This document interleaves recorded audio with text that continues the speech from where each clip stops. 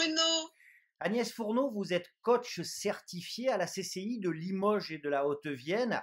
Avec vous, on va parler du coaching, hein, forcément, puisque vous êtes coach, vous êtes bien placé pour nous en parler.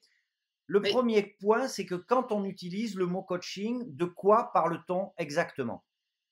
Alors, en effet, ce terme coaching a été très galvaudé avec un sens de former ou conseiller.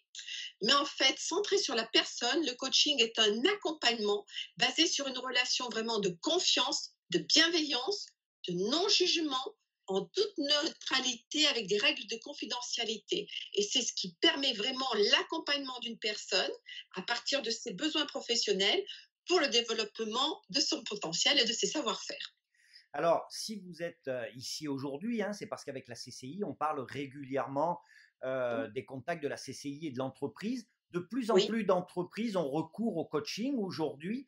oui. Comment peut-on expliquer cette démarche et pour quelles raisons, en fait, les entreprises en Mm. arrivent-elles à envisager un coaching?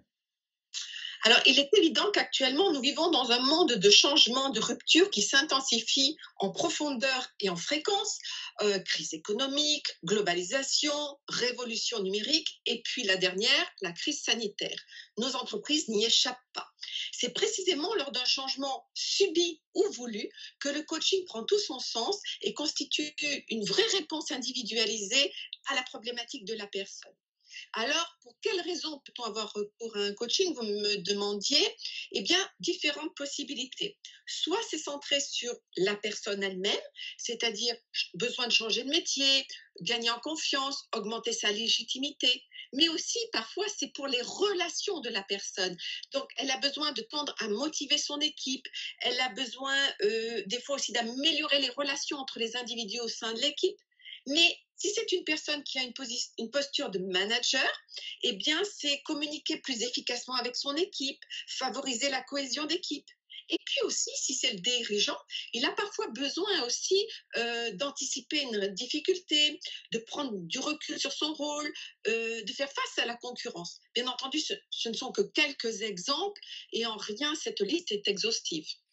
Alors, concrètement, quand il va y avoir le rapprochement hein, entre l'entreprise et le coach, quel va être exactement le rôle du coach dans cette relation?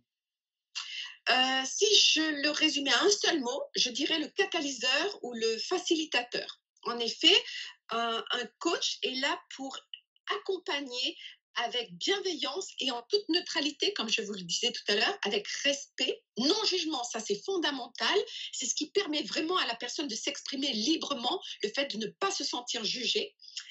Le coach a plutôt un effet miroir par rapport à la personne, sauf qu'elle n'est pas connectée aux émotions. Elle va ainsi favoriser la réflexion et la prise de recul de cette personne, et c'est ce qui va lui permettre de vraiment faire émerger sa propre solution et gagner en efficacité.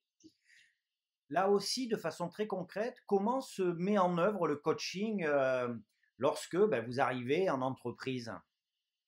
Alors le coaching, il faut dire que c'est une démarche résolument orientée action qui s'inscrit dans un temps très très court, hein. Dans ce sens, il paraît essentiel d'accompagner le client vraiment à établir des objectifs très clairs par rapport à son contexte professionnel. Cette première rencontre est fondamentale, un, pour aborder les objectifs effectivement de la personne à accompagner, mais aussi pour que le coach se présente. Et c'est lors de cet entretien que va se créer une relation, on va faire naître la relation de confiance avec la personne. Un coaching ne se fait pas sous contrainte. Et si le lien de confiance n'est pas établi, il ne pourra pas aboutir. Alors même si j'imagine que la prestation, hein, puisqu'on parle d'une prestation hein, entre la Oui, CCI et puis l'entreprise, peut oui, être variable en fonction des attentes et des problématiques de l'entreprise. Qu'est-ce qu'on peut dire oui. sur la durée, je dirais moyenne peut-être d'un coaching ou d'une prestation de coaching à la CCI aujourd'hui? Généralement, un coaching, d'ailleurs qu'il se passe à la CCI ou qu'il soit réalisé par un autre coach, ne doit pas dépasser 15 heures. Pour quelle raison? La personne doit garder sa totale autonomie et très très vite reprendre ses automatismes pour rebondir face à d'autres problématiques.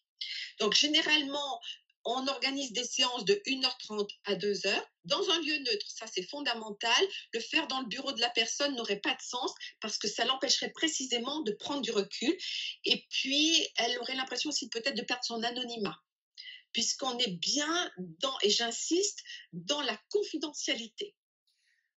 Qu'est-ce qu'on peut dire à un entrepreneur, hein, un chef d'entreprise qui va regarder cette séquence en termes de solutions? Concrètement, s'il fait appel à Oui. vous, il peut s'attendre à quoi au bout du travail? D'abord, étant donné que des objectifs ont été établis en amont, l'atteinte des objectifs et permettre ainsi à la personne accompagnée de retrouver ses pleins pouvoirs d'expression, d'imagination et de projection et être vraiment beaucoup plus positif dans l'ensemble de ces démarches. Très bien, merci beaucoup Agnès, c'était très clair et c'est très important parce que comme vous le soulignez au départ, le mot coach, coaching est un peu mis à toutes les sauces dans ces périodes peut-être un peu troubles où beaucoup de personnes peuvent décréter qu'elles sont coachs. C'est important de le dire, vous êtes coach certifié, enregistré au RNCP, c'est très Oui, important de le dire, c'est un oui. gage de qualité et d'expertise et vous êtes salarié de la CCI de Limoges et de la Haute-Vienne, qui est un autre gage de qualité et d'expertise. Merci beaucoup Agnès et j'espère qu'on aura encore l'occasion d'échanger ensemble. Merci. Merci beaucoup. Merci Bruno. Merci à vous.